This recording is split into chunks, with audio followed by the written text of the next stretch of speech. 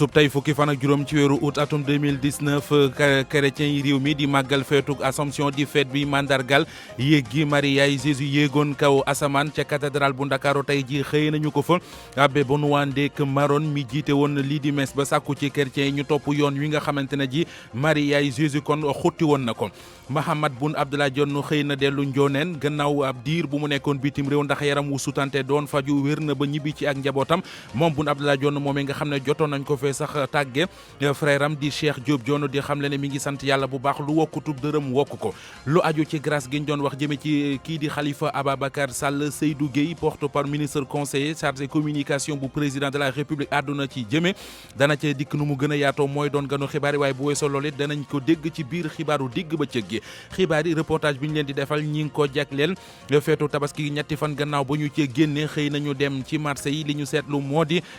aw nit bari yu fa boole ci kit gis fa jën moom lu jafe la ci ñiy xëy di nduggi loolee mbokki moo di taxañu xabaar yi buñ ko tàqarñee ba noppi daañu ànd ak Cheikh Tidiane Diagne ci xibaar yi ñu jagleel Afro Basket 2019 ci kanam tuuti lay doon Aliou Ba moo nekk ci machine bi.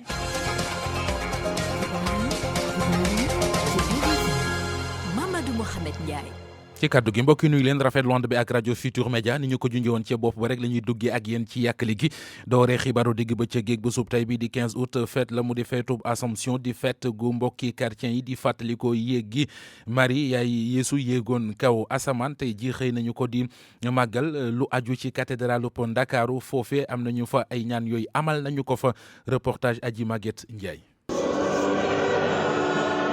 cathédrale bu Dakar xëy di célébrer Assomption fidèles chrétiens yi jóge fu nekk ngir màggal yéegu bu Vierge Marie ci kaw asamaan. Nous te confions, Seigneur, tous les pasteurs de ton Église, que la Vierge Immaculée soit sans cesse leur modèle dans leur don total et leur fidélité au Christ. Par Marie, nous te prions. mu di ab occasion ci abbé Benoît Ndék Maron di vicaire paroisse bu Sacré-Cœur di woo chrétien yi ngir ñu roy kii di Vierge Marie. woo nañu chrétien yi ndax ñu seetaat suñu xol parce que boo leen xamee ne Maria bu ko yàlla tànnee nekkul rek ci rafetaayu xarkam na moom waaye dafa xool la nekkoon ca xolam xol bu rafet xol bu laabiir xol bu gëm yàlla ba tax yàlla suñu borom tànn ko ci biir ay jigéen ñu àdduna si yëpp ndax mu doon ki nga xamante ne mooy nekk ndeyu Yeesu Krista moo tax ñuy oo chrétien yi ci bésu tey jile ñu doon ñuy seetaat suñu xol dañu doon ñuy raxas xol yi te xol yooyu doon loo xamante ne li ciy jóge lu baax la lu neex yàlla coofeel mu doon ci nit mu nekk itam ci suñu morom képp ku ñu yàlla may ci suñu dund bés bu nekk. Assomption ñu koy amal 15 août bu nekk ci at mi moment la boo xamante ni chrétiens yi daan ci amal ay ñaan ngir jàmm sax ci àddina bi. des ba léegi ci feetu 15 août gi wutali diwaanu Ndar li ñu seetlu mooy na mu daan bare mbooloo ak it ñuy màggal feet googe ren gisee su ko ne ca barab bi nga xamante ne ji moo di hydrobase ñu bari ci askan wi daan fa daje ba dafa wàññeeku mu di feetu 15 août boo xamante ne ji wute nak yi weesu rawatina ci jamono ji ñuy génnee ci tabaski gi wutali diwaanu Ndar géej fekki fa Mouhamed Nabi Sila. feetub 15 août bi dellu gannaaw bu baax a baax ci dëkk bi dip ndang li ko waral ñi yëngatu ci wàllub diine Amadou Lamine Diarra bokk ci askaay yi. xëy na ñun sax comprendre duñu woon li mouvement religieux yi def ku mel naka askaay waaye nit ñi wàññeeku nañu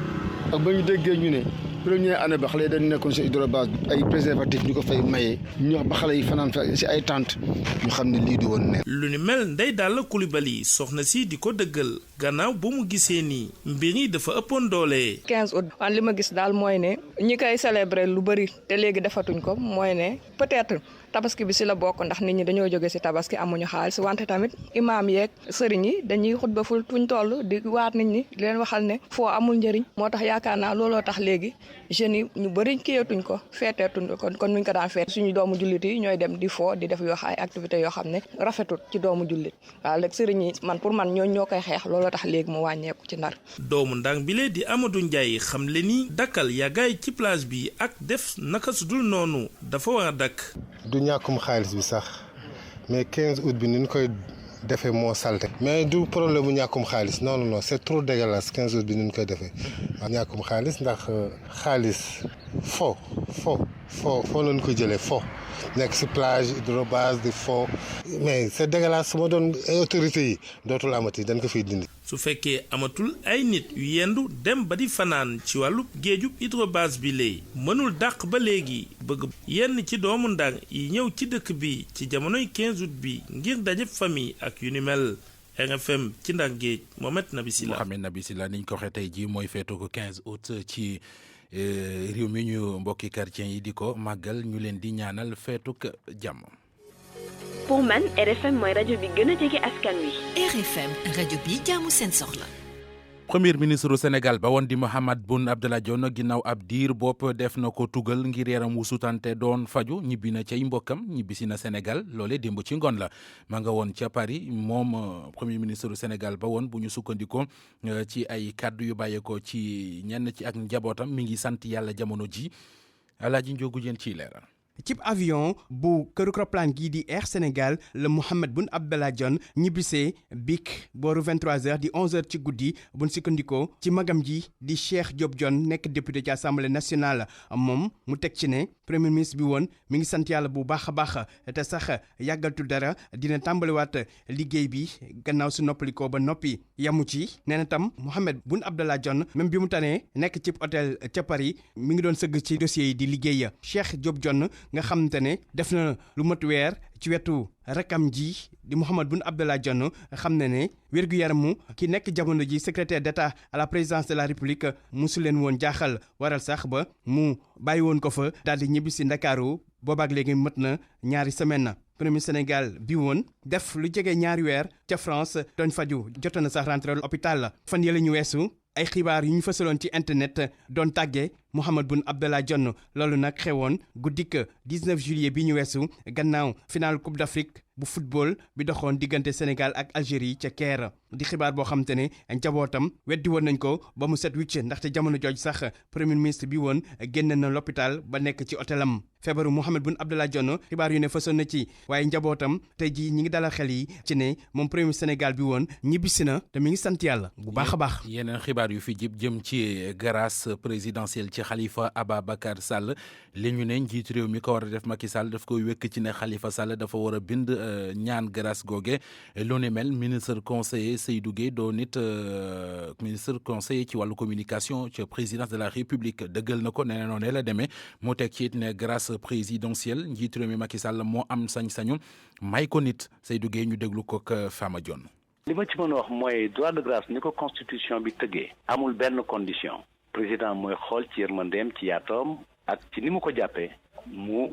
may ko citoyen boo xam ni yaa ngi loxo yoon teg na la loxo te condamnation bi dem na ba béy way mbuus kenn mënatu ko weesu donc jàpp ma ni président Macky Sall nekk na nit koo xam ne dafay poser ay conditions ci relation ak lu mel noonu moo xam ne àq ak yelleef bu mat sëkk boo xam ni du ci waxtaan ak kenn donc bu ñu yëkkatee lu mel noonu foog naa ni amul njëriñ pour Khalifa Sall mi nga xam ne ñun ñëpp yéene nañu mu génn ci loxo yoon donc li koy dimbali mooy ñu bañ a indi ay waxu condition wala ay waxu pression wala ay waxu pétition parce que gis nañ fi ba tàyyi doomu sénégalais yoo xam ni nekk nañ ci situation boobu ñu yeewu président may leen grâce ñu génn te binduñu damay wax rek li nga xam ni mooy droit de grâce boo ko tibbee ci constitution ak li ma xam te xam ni président de la république du nekk loo xam ne da ciy waxtaan ak nit. Seydou Gueye moom ngeen doon dégg noonu mu di ministre conseil en communication ci présidence de la république waxtaan wi dana ci dikk nu mu gën a yaatoo ci njeextal xabaar yi lay doon mooy doon ganu RFM ci waxtaan woowu seq na ko ak Fama Dione.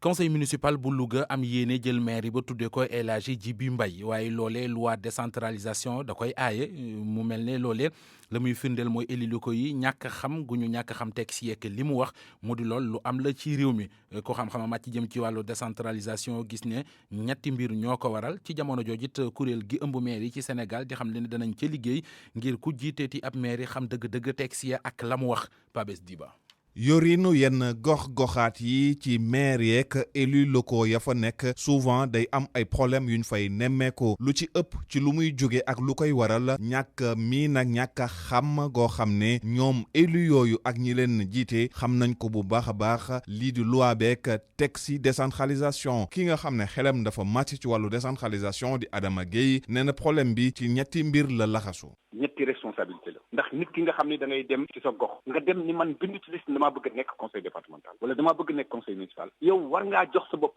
jumtukaay yoo xam ni la nga ni mën koy defee ngir askan wi da nga ko mën a def beneen bi mooy conseil bi nga xam ni dugg nga ci ba pare benn conseil yooyu ci seen budget war nañ fexe ba seen i ña fa nekk membre ya ñu xam la ñu war a def xam lay seen warugar beneen bi nag mooy état bi nga xam ni moom mooy décentralisé war na góorgóorlu def lu mu mën pour que formation boobu nga xam ne ñooñu ñooy def liggéey boobu mu former leen ba ñu mën koo def xam seen i warugar. ku ñu toppal ci président association des maires du Sénégal def na constat bu ni mel ngir naqarlu ko waaye Mbaye Dione nee na ñoom yamuñu foofu ndax kuréel gu mu jiite di AMS ñoom am nañ benn projet teg benn institut de formation tàggat bu baax a baax élus locaux yi. bu ñu waxee dëgg te yàlla sax am na maire yu bari ak seeni équipe municipale ak seeni conseillers li yoon wax ci wàllu décentralisation ak code des collectivités territoriales lañ ca war a xam xamuñu ko parce que jànguñu ko ba tax na fi ñu toll nii am nañu suñu programme taxawal benn de formation en gouvernance territoriale ñu ngi ciy waxtaan ak CESAC waaye ak université de Dakar ak benn université bu nekk Allemagne ñu ngi ciy waxtaan au niveau de l'association des élus locaux les maires mais également avec la ville de Dakar et le CESAC loolu ñu ko taxawalee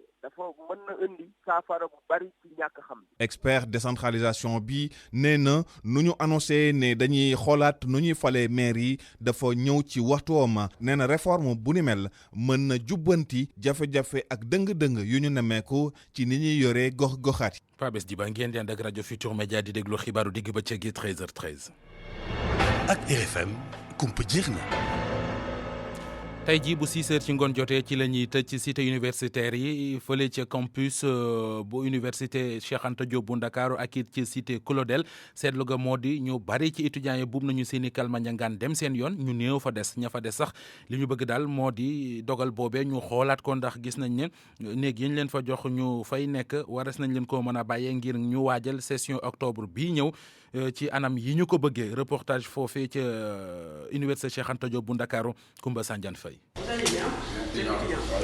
Jibi ngi dëkkee ci pavillon D bu campus social ndongo bi nekk ca faculté bu lettres di métitlu la mu nar a jóge ci néegam boobule tey dafay dem Géejawaay ca kër tantam. tëju campus bi arrangé wu ma bon pareguma li ma war a def bon damay dem sama kër tante bu nekk Géejawaay. ca pavillon D ma ca topp ca chambre 72 Ali di def master ca fac droit ñu fekk ko ak i ñoñam ca biir néeg ba mu mel ni kuy doog a yeewu.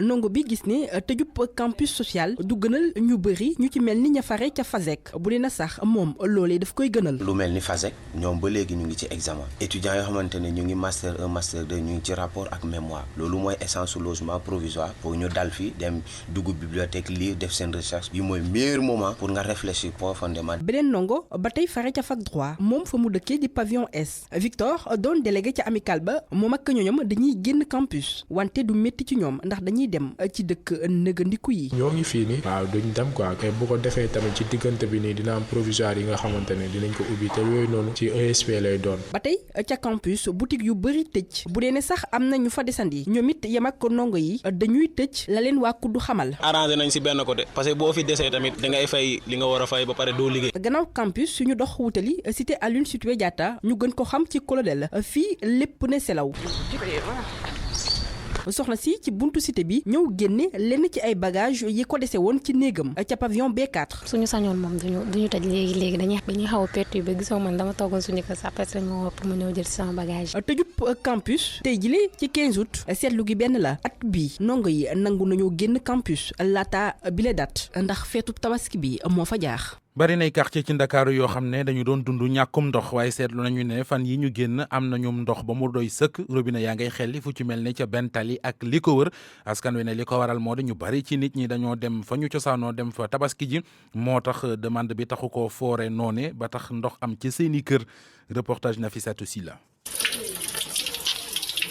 ndox mi di wal bu baax ci robinet ñoom Mame Diarra Seck mu doon situation bu ñu tàmmul di gis ci waxtu wi ci bés bi ñu gis ni nag am na li ko waral la. Tabaski bi la xam naa ne xëy na dina ubbi wala mu tëj rek la fan yëpp moom ubbi na moom wax dëgg yàlla ñu ngi am ndox fan yi ñu ngi root bu baax sax noppaliku nañu tamit ci root bi ndax oto ndox bi moom fii lay gaare chaque jour duñu may ndox. amaana sax mu doon ci diir bu gàtt waaye xale bu jigéen bi gis ci noflaay bu mag moom mi tàmm di wuti ndox bés bu nekk ay weer a ngi nii. waaw maa ngi dallu mais léegi ñu commencé waat dañ ñu ganale ci tabaski bi rek nit ñi dañu xëy fajar teel dem rang di root ñu bàyyi ba 10 heures oto ndox bi doog a ñëw ay 13 heures ngay doog a dem marché koy togg boo ko toggee ban heure ngay yàq du 4 heures say doom dañuy toog 2 jours 3 jours doo leen mën a sangu sël mu sax wala jàpp doo ko mën da ngay dem rang bi bay bëgg a dee nga ñëw jékki-jékki ñuy xeex bu ñu xeexee dóor la ko bee bëri ko. Mamadou Diop nag moom benn tali la juddoo mu gis ni li ndox bi di ñàkk ci benn tali am na lu ko waral la. bi defar ndox mi fii dama fekk si des tuyaux en fonte da jamati 200 ba 300 yi ma fàtte moo fi nekkoon mais c'est-à-dire dañ topp tali benn tali bi mu continuer wàcc ba bopp donc moo tax ñu nekk si kaw nii du ñu am ndox parce que dañ ko raccordé directement ci bu fa jógee puits 12 ñëw ba fii ci Bourguiba bi ci angle bi fi piqué fa ndox mi mu wàcc ba waagu ñaay fii pour ñu am ndox day jafe parce que dañ nekk ci kaw mais boo demee ay waagu ñaay yëpp dañuy am ndox. muy ñaana ñu war a saafara li ni mel ut ci pexe. def benn van d'arrêt pour fermer ko dem ba Laasana ñu tëj ko foofu laa ñun fii ndox mi na mën a yëg ci kaw pour alimenter kër yi tubaab bi bu ñu fi nekkee amoo problème ndox même jëppal sax daawul tëj mais dañuy gis ne jëppal dafa tëj léegi parce que waa SDE ñoo modifié jëppal dafa amoon château d'eau bu fa nekkoon foofu moo nekkoon réservoir lu Sicap yëpp. bu ñu tabaskee ba noppi gis nañu ni pression ndox mi day gën a am doole muy soulager nag ñu bëri ñu dëkk ci benn tali waaye ñoomee bu ñu sañoon na li ni mel daal di wëy. mu ubbi toujours benn tali di am ndox toujours. ñaari weer dox suñu digg ak màggalug Tuuba waaye li ñu seetlu moo di foofee ca dëkk ba am na ci quartier yoo xamante ne ji am ndox amu fa li ko waral moo di yenn ci forage yi ñoo paan waaye kuréel gi nga xam ne moom la ñu dénk yoru ndox ma foofee mu di Maawu Rahmati ñi ngi dalal xel yi ñu déglu njiit la Moustapha Dieng lay wuyoo am nay kàddu yu mu ci dénk Marema Diop. am na ci gox yoo xam ne xëy na am na ay ndox yu fa manqué fan yi am na ñetti forage yu ñoo paan gis nga toujours bu forage yu paanee jàppal bu ci Daaru Xaddim bokkee rek da nga dégg population yi nekk ci boor yooyu di jàmbat ak ñi nga xam ne forage bu Rahmatul Ahad bi ak ñi nga xam ne it forage bu Bagdad bi waaye nag yàlla dogal na waxtaan nañ ci kilifa yi nekk fii ci dëkk bi yëpp waxtaan ceeg ñi nga xam ne ñoo yor forage yi mooy office des forages OFOR ca Dakar bi affaire bi xewee it xëy na ca saasa yorut ñetti pompe yi waaye fex na ba wutal ñu benn pompe boo xam boo defee mu des ñaari Bagdad bi Rahmatul Ahad waa Xayra ñoom ñu ngi leen di masawu ndax seen situation li ko tax a métti Xayra forage ba dafa taxaw dafa màggat programme bi ñu def ci màggal gi dañ cee boole defaraat forage wu Xayra bi màggal moom xam nga ñu ngi ci kii bi ci relation avec comité d'organisation bi ak waa OFOR am na ñuy wax plan d'action boo xam ne mooy programme màggal surtout loolu nag ci lañ dugg ñu am nañ ci ay tâches yoo xam ne ñun moom lañ jagleel en tant que Maawu Rahmati parce que dañu ci commencé liggéey. Moustapha Dieng président bu Maawu Rahmati jóge Touba wutali diwaanu Lëmbul Kaw ma nga kon fële ca commune bu Thiarer Pass nekk kon ca boori Daara Jolof daanaka lu ëpp weer a ngi ni weeru mars ba léegi sax kay ñu nekk ci ay jafe-jafe seen jafe-jafe yooyee nga xamante ne ji kon dafa dem ba metti leen taxoon tey ji ñu wàccoon ci mbedd yi doon ko wane loole jafe-jafe yi mi ngi tënk kon ci ñàkkum courant lëndëm gu ñuy dund la ñu dem ba mënatuñu ko leeral yi Baye Assane Diaw. li ñu taamul di gis ci Lumbol Kaw moom lan fa nemmeeku tey mu di askan wu takku lool fesal seen morso yu xonk teg si ne coono bi ñuy dund te dara warul ko lu dul paanuk seen poste courant métti na ba jéggi dayoo Modou Ndiaye moo wax ci seen tur. bëri nañ ay jafe-jafe mais tey courant bi moo gën a nekk problème tey parce que wax dëgg yàlla courant bi ba mu paaneeg léegi def na 6 mois te li mu fi tàkk 4 mois kese la suñ soxna yi ñi amoon ay nag dañ koo jaay jënd ko ay frigo ñi amoon ay xar dañ koo jaay boole li seen i jëkkëram jënd ko ay frigo yaa nga nekk courant bi panne frigo yaa ngi taxaw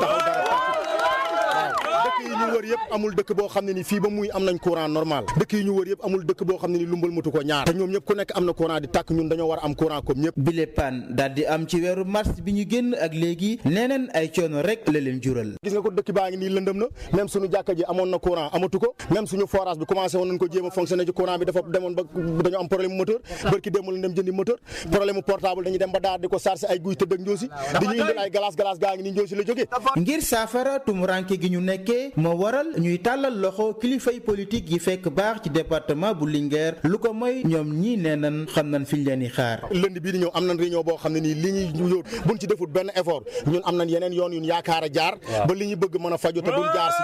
ñoom incha allah te itam bu loolu passé élection yi di ñëw waxuma la de wote waaye kenn du fi def bureau. askan wi ginnaaw bi ñu génnee di naqarlu gile paan daal di nañuy joxañ seenub maire ndaxte li ñu jàpp mooy amul benn jéego bu mu sàq yi ngir fajal leen seen jàngoro. RFM Linguère Baye Assane Diaw. diwaanu Ziguinchor askan wa taxaw tem mu ci wuy ji ci wooteem njiitu réew mi Macky Sall jëm ci fexe ba dëkk yi set. loolee tax na kon am na ay barab yooyu li ñuy seetlu mooy la fa am ci mbalit bari na génne nañu mbalit ya setal ko ba mu set wecc lu toll ci téeméer ak fukk ak juróom-ñaari tonnes yi mbalit la ñu fa génne waaye yemuñu ca ndax nee nañu bu weesoo loolee sax danañu fexe ba setal geek set gi ci dëkk bi mu di Ziguinchor ville propre ñu seet nu ñu ko wéyale ñi ngi ci pexe ngir seet yan anam daal la ñu koy jaare ba loolee man di nekk Lamine Ba. ay jumtukaay yu mel ni ay camion wala sax ay bac à ordures ñu koy jëfandikoo ngir jëmmal mbébét bi nga xam nag njiitu réew mi am na ko mu jëm ci wàllu dëkkuwaay yu set Ziguinchor tàmbali nañu di jëmmal yooyu kàddu njiitu réew mi waa unité de collecte et de gestion des déchets solides ànd ci ak waa mairie amal nañu ab opération bi nga xam ne nag ñoo ngi koy tàmbali tabaski ba léegi Amadou Baba Fall moom moo jiite UCG pôle bu Casamance. tabaski wala 15 août bu yegsee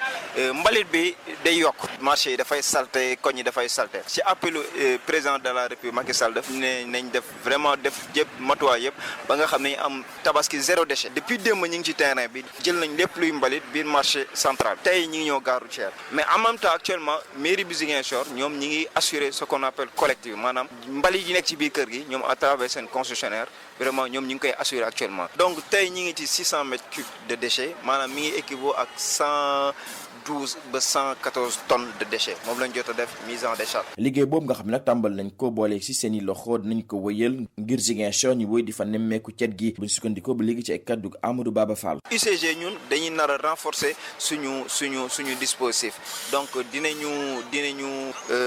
yokk suñuy camion mais aussi dinañu recruter ay personnel nga xam ne ñi def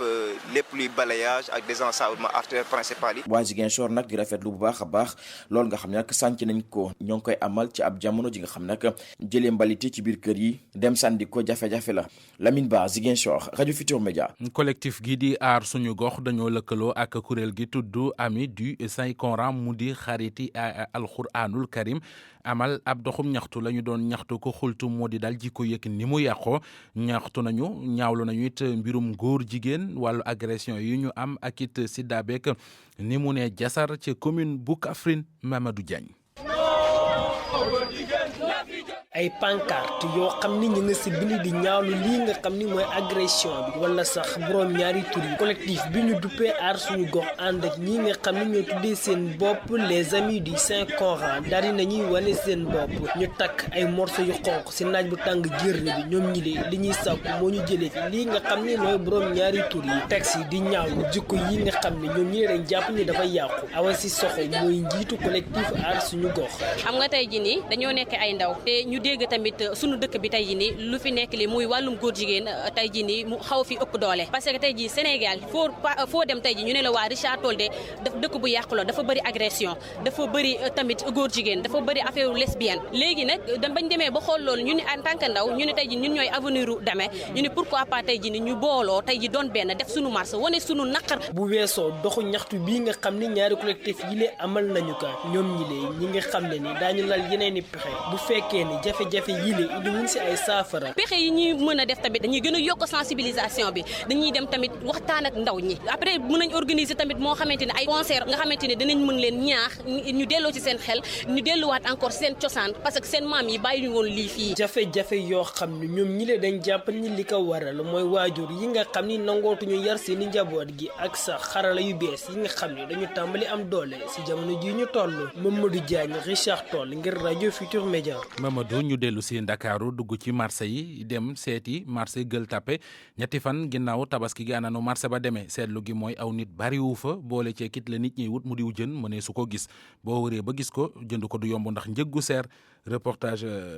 Juma Diouf. heure bi ñëppay julli ji gis nga dëkk baa ngi wéet dara nekk fi. ñàkkub jën waaye tamit ñàkkub client jaaykat yi toog di waxtaan seen biir mu nekk seetlu bi ñu am ci marché Gueule Tapée ay fan après tabaski bi Kumba Faye jaaykatub jën di mettitlu ñàkkub client bi. dañuy perte kay wala ñu galaase waat ke rek te booy galaase di galaase waat bu yàggee da ngay perte doo am bénéfice bu fekkoon da nga ko jënd ci saa si jaay ka doo perte waaye da ngay galaase di galaase waat. pour jaaykat bi li waral ñàkk jën bi moo di rek nappkat yi ñoom demuñu géej ana taba. jën moom il faut mu cher parce que nappkat yi ñëwaguñu. waaw il faut que jën cher li fi nekk ñu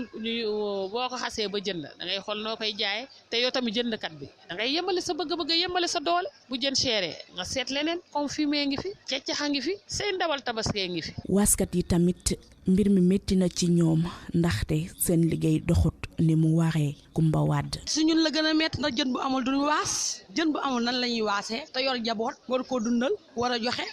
mi ngi noonu moo tax si ñun lay gën a metti. ci beneen fànn clients yi di mettit lu yokk bi ñu yokk jën yi pour ñoom jaaykat yi dañuy profito ci situation bi. ñoom dañoo xam ni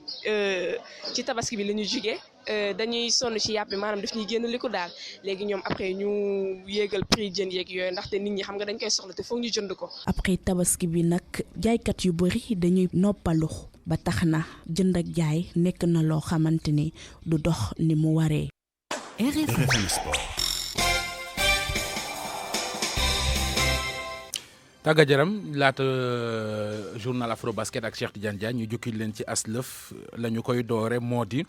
liste joueurs yi nga xamante ne ji ñoo ngi leen doon séntu ngir ñu xëccoo Ballon d'Or Sadio Mané bokkatul ca liste ba léegi ñett ñi nga xam ne tànn nañu leen ñu nekk ci ñi ko war a xëccoo Lionel Messi buy football Barcelone la Ronaldo Cristiano Ronaldo bay football ca Juventus ak Virgil van Dijk may football fële nga xamante ne ji moo di ca Liverpool jàpp leen ne kon moom Virgil van Dijk sax moom ak clubam bii di Liverpool ñoo gagné Ligue des Champions démb ñoo gagné Super Coupe lu aju ci it mooy meilleur joueur FIFA Ballon d'Or bi ñu war koo joxe 29 août fële ca Monaco lay doone ñi def sélection bi bokk na ci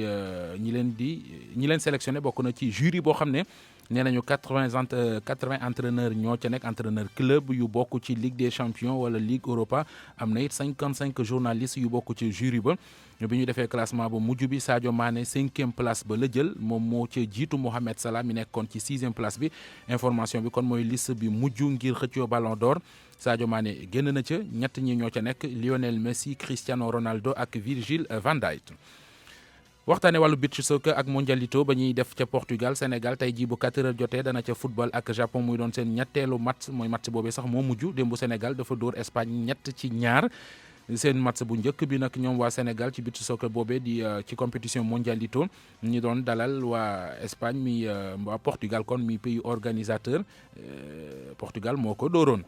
ñu teewlu leerali Mamour Diagne bokk ci joueur Sénégal beach soccer yi ci boobu la compétition am nay kàddu yu mu ci dénk Cheikh Tidiane Diagne. bon tournoi bi en fait daf ñuy may ñu préparer suñu coupe du monde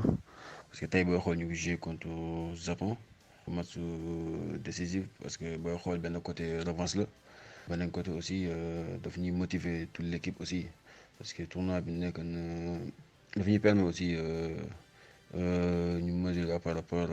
yeneen équipe européenne yi quoi. aussi di remercier fédération bi mu ñu bon des possibilités ñu ñëw fii jouer tournoi bi affaire yooyu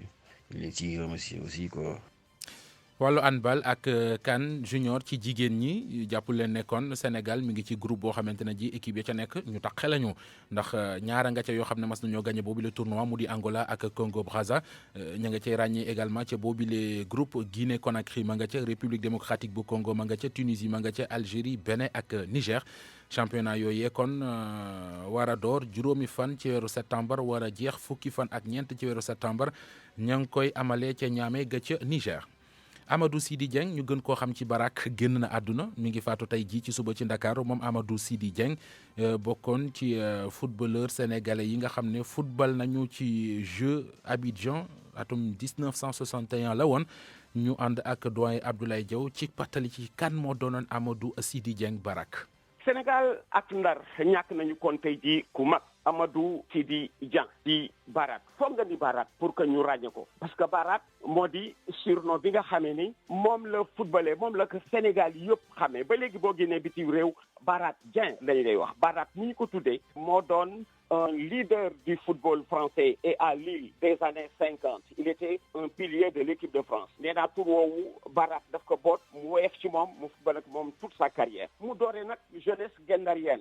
guennarienne bi nga xamee ni ci wetu ñoom Dray Diop dafa xawoon ñuru filialu Saint-Louisienne ñu bari génn nañ fa ñii dem Saint-Louisienne ñii dem feneen ba ci Amadou Sarr mi mujjee gendarme mu ànd ak nag nijaay ji parce que Barat Dieng bi jarbaat la ci Loma Dieye soppoon nijaay ji Loma Dieye ci wetu ñoom Douzaine mi nga xam ne inspirateur mu la woon Douzaine daan na wax Barat bis bu ma entraîné tul dana yore Saint-Louisienne dana yore sax lu gën a rëy Saint-Louisienne bu mag boobu nga xam ne ñoom Waly Ndiaye la ñoom David ñoom Madieye ñoom Douzaine ñoom Magay ñoom Ama Diaw ñoom Karim Ndiaye ñoom Cheikh Toune ci Saint-Louisienne boobu la Barat dugg avant la fin des années 50 loolu moo indi justement mu war mën a dem équipe nationale dès 1961 équipe nationale bu Sénégal bi ngeen di dégg ci Abidjan mu nekkoon les premiers Jeux d'Abidjan te entraîneur bu mag yóbbu woon que bu ñuy wax Raoul Diagne équipe boobu Barat nga ca woon ànd ceeg ñoom Malick Sy Souris ànd ceeg ñoom Youssou Ndiaye l'ancien ministre des sports ànd ceeg le footballeur du cinquantenaire Domingo Mendy ànd ci ak ñoom Bouba Diakhao ak yeneen i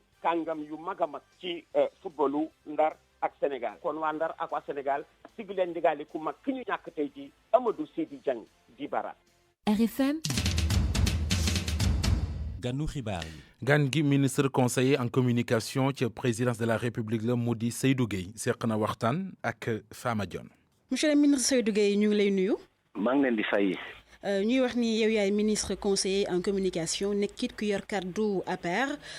monsieur le ministre bu ñu jukki sukkandikoo ci benn information bu RFM joxe président Macky Sall taxaw na ngir gracier Khalifa Sall waaye nag benn condition la teg mooy faaw moom mi nekkoon na maire Dakar bind ab demande jagleel ko njiitum réew mi lan nga mën a wax ci loolu. waaw li ma ci mën a wax mooy droit de grâce ni ko constitution bi tëggee